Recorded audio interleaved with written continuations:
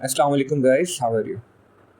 हम HSC job interview preparation कर रहे थे। आज हमारा फोर्थ ट्रेनिंग सेशन है और आज हम क्वेश्चन नंबर 36 से स्टार्ट करेंगे। प्रीवियस ट्रेनिंग्स में टॉप आज 35 क्वेश्चंस हो चुके हैं। इंटरव्यूअर आपसे पूछता है कि रेस मेथड के बारे में बताएं। बेसिकली किसी जगह इमरजेंसी होती है तो आपने रेस मेथड यूज़ करना होता है। आर फॉर रेस्क्यू, उस पर्सन को रेस्क्यू करें। Alert, A for alert, everyone को अलर्ट कर दें।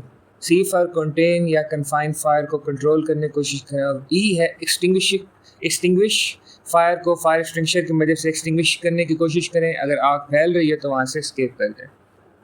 उससे भी इम्पोर्टेंट क्वेश्चन है, इंटरव्यू पूछता है कि अब आग लग गई है तो अब आप क्या करेंगे। रेस मेथड का जो ई था वो कहता था एक्सटिंग्विश करें। तो अब एक्सटिंग्विश किस तरह करना है, उसके लिए पास मेथड है। पास सबसे पहले फायर एक्सटिंग्विशर है, आप देखें। P for pull the pin, lever से पिन निकालें। A for aim the nozzle at the base करें। सी हैंडल को स्क्वीज कर दें, लीवर को स्क्वीज कर दें, एक्सटिंग्विशिंग मटेरियल बाहर आएगा। और S sweep from side to side. बड़ा आम सा जनरल सा क्वेश्चन है, अक्सर पूछा जाता है कि ये जो बिल्डिंग है या शॉपिंग मॉल हैं, प्लाजाज हैं, कोई भी बहुत बड़ी बिल्डिंग है या छोटी भी बिल्डिंग है, वहाँ फायर किस किस तरह ब्रेक आउट हो सकती है। देखें, आप हैरान हो जाएंगे, हर जगह आपको समझ आएगा कि फायर प्रेजेंट है। इलेक्ट्रिकल फॉल्ट्स हैं, आग। फ्लेमेबल मटेरियल्स हैं, देखें पेपर, फर्नीचर, लकड़ी का तो हर जगह होगा, ठीक है। किचन भी होगा। और बाज़ का ह्यूमन नेग्लिजेंस है, स्मोकिंग कर रहे हैं, कैंडल्स लगा रहे हैं, यूज़ कर रहे हैं, तो इन तमाम वजहों से आग लग सकती है। अक्सर पूछा जाता है कि स्प्रिंकल सिस्टम कितनी तरह के होते हैं और कहाँ कहाँ यूज़ होते हैं। आप पिक्चर में स्प्रिंकल देख रहे होंगे। बेसिकली स्प्रिंकल की मैनी टाइप्स हैं। जो ज़्यादा मोस्टली यूज्ड हैं वो वेट सिस्टम और ड्राई सिस्टम। जो आप पिक्चर देख रहे हैं ये वेट सिस्टम है, ऊपर इसकी ट्यूब में वाटर हमेशा प्रेजेंट रहता है, एक ख़ास टेम्परेचर पे एक्टिवेट होता है, ये फिलामेंट रेड कलर का टूटता है और स्प्रिंकलिंग हो जाती है। ड्राई सिस्टम में पानी नहीं होता, प्रेशराइज्ड एयर होती है। फोर्थ क्वेश्चन है कि अच्छा, फायर प्रोटेक्शन जो है वो आप किस स्टैंडर्ड के अकॉर्डिंग कर रहे हैं। हमें पता है NFPA है, अमेरिकन स्टैंडर्ड है। इस तरह IBC है, BS ट्रिपल लाइन यूके का सेफ्टी स्टैंडर्ड है, UAE फायर कोड्स है और सऊदी सिविल डिफेंस रेगुलेशन। अगर आप गल्फ में हैं तो रेलिवेंट लॉ आप इम्प्लीमेंट हो जाएगा, रेगुलेशन। क्रेन्स बहुत इंपॉर्टेंट टॉपिक होता है। अब क्रेन्स इस वीडियो से हम स्टार्ट कर रहे हैं। देखिए, बेसिकली क्रेन्स कितनी तरह के हैं। क्रेन्स 3 टाइप्स के हैं। फर्स्ट है मोबाइल क्रेन। मोबाइल क्रेन आपको पिक्चर में भी शो हो रही है, एक जगह से दूसरी जगह मूव कर सकती है। सेकंड है टावर क्रेन, वो जब हाई राइज बिल्डिंग्स बनानी हो वहाँ यूज़ होती है। थर्ड है ओवरहेड क्रेन, जो वर्कशॉप्स हों ये वहाँ क्रेन यूज़ होते हैं मटेरियल को एक जगह से दूसरी जगह शिफ्ट करने के लिए। देखिए, कोई भी एक्टिविटी है उसके हैजर्ड और कंट्रोल जानने चाहिए।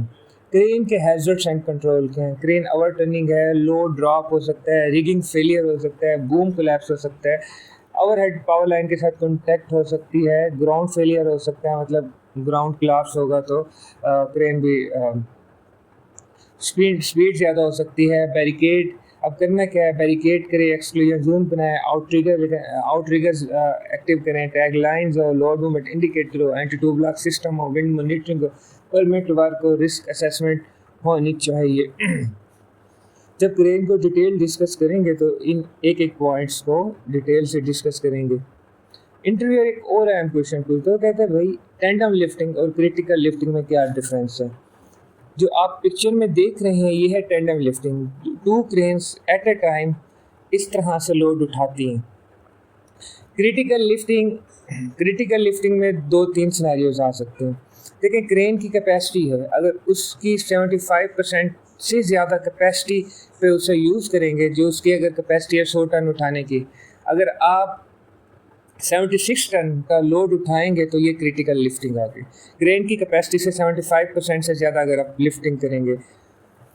एक दूसरा है कि जहाँ आप लिफ्टिंग कर रहे हैं नीचे लाइव इक्विपमेंट है तो ये भी क्रिटिकल लिफ्ट में आ जाएगा। टेंडम लिफ्टिंग भी क्रिटिकल लिफ्टिंग की टाइप है।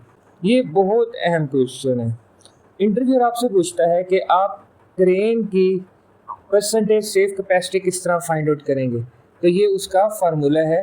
अब देखें, इस क्रेन को देखें, सबसे पहले मटेरियल वेट जो आप टैंक देख रहे हैं पिक्चर में। सेकंड है हुक ब्लॉक वेट, क्रेन के ऊपर जो हुक और ब्लॉक सिस्टम है अच्छा खासा वेट होता है उसका वेट। थर्ड आप देखें जो ये रिगिंग मटेरियल्स है, जो ये स्लिंग्स ने हुक और टैंक को आपस में कनेक्ट किया हुआ है, ये तीनों, इन तीनों के वेट को 100 से मल्टीप्लाई करते हैं और जो उसका सेफ वर्किंग लोड है क्रेन का उस बूम लेंथ उस रेडियस पे हम वो कैलकुलेट कर लेते हैं। ये 75% से ज़्यादा नहीं होना चाहिए। वेल्डिंग देखें, बेसिकली वेल्डिंग आपको पता है दो मेटल्स को आपस में कनेक्ट करना है। अब वेल्डिंग बेसिकली दो तरह की होती है मेन। एक है आर्क वेल्डिंग, आप वेल्ड तो कर रहे हैं लेकिन आप आर्क मशीन यूज़ कर रहे हैं, पिक्चर में आपको शो हो रही होगी, इलेक्ट्रिकल वोल्टेज से वो उसको वेल्ड कर रही होती है। दूसरी है गैस वेल्डिंग। गैस वेल्डिंग में आप आर्गोन यूज़ करते हैं, ये वेल्ड करने में आपको हेल्प आउट करती है। अब hazards of arc welding and gas welding, देखिए जब भी इलेक्ट्रिकल की इन्वॉल्वमेंट हो जाती है तो उसके मुँह इलेक्ट्रिकल शॉक है, आर्क है, बर्न है, फायर है, एक्सप्लोजन है, वो तो आर्क के हो गए। बाकी नॉइस है, फ्लाइंग स्पार्क्स है, हीट स्ट्रेस है। अब गैस वेल्डिंग की अगर हम बात करें तो गैस सिलेंडर्स इन्वॉल्व हो गए। अब गैस सिलेंडर इन्वॉल्व हो गए हैं तो fire, explosion, burn, oxygen enrichment, oxygen deficiency, harmful fume, cylinder rupture, flash back in hoses, eye injury, heat stress, तो सिलेंडर्स की सेफ्टी हो जाती है। अच्छा, एक क्वेश्चन है कि वेल्डिंग और गैस कटिंग में क्या डिफरेंस है। वेल्डिंग ने वेल्ड करना है, गैस कटिंग ने कट करना है। अब बेसिकली गैस कटिंग भी दो तरह की है, arc cutting, oxyfuel cutting. Arc cutting में बेसिकली ये है कि इलेक्ट्रिक मशीन यूज़ हो रही है, साथ ऑक्सीजन हम यूज़ कर रहे होते हैं। जो ऑक्सीफ्यूल कटिंग है इसमें बेसिकली एसिटाइलिन और ऑक्सीजन यूज़ हो रहा है। एसिटाइलिन फ्यूल को मेल्ट करने के लिए यूज़ हो रही है और ऑक्सीजन उसको क्लियर करने के लिए यूज़ होती है। अच्छा, आप शटडाउन पे जाते हैं, आप HSE ऑफिसर के तौर पर इंटरव्यू दे रही हैं, या आपकी क्या रिस्पॉन्सिबिलिटीज़ आपको मालूम होनी चाहिए। लेकिन सबसे पहले आप साइट मॉनिटरिंग कर रहे हैं तो PTW कंप्लाइंस कराना है, ठीक है, PPE कंप्लाइंस कराना है, हैज़र्ड और नियर मिस रिपोर्टिंग करनी है, जो भी एक्टिविटी हो रही है उसे बैरिकेड करें, उसके साइनेज लगाएं, प्रॉपर एक्सेस दी जाए, टूल्स चेक किए जाएँ। अगर नाइट को वर्क हो रहा है तो प्रॉपर लाइटिंग होनी चाहिए, फर्स्ट एड अरेंजमेंट होने चाहिए और सुपरवाइजर्स के साथ कम्युनिकेशन होनी चाहिए। अच्छा, जो भी केमिकल इंडस्ट्री में आता है तो वो उसके साथ मटेरियल सेफ्टी डाटा शीट या सेफ्टी डाटा शीट्स होती हैं। ये क्या है और ये क्या इंफॉर्मेशन देती हैं।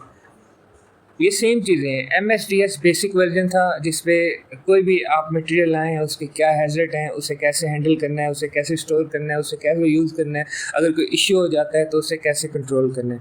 उसकी जो एडवांस्ड शेप है, अपडेटेड वर्जन है, वो SDS है, सेफ्टी डाटा शीट। ये स्ट्रक्चर्ड 14 पॉइंट्स जनरलाइज्ड है और दुनिया में हर जगह कॉमन है। MSDS स्टैंडर्डाइज फॉर्मेट नहीं है, country to country, company to company different हो सकता है, लेकिन SDS एक स्टैंडर्डाइज फॉर्मेट है।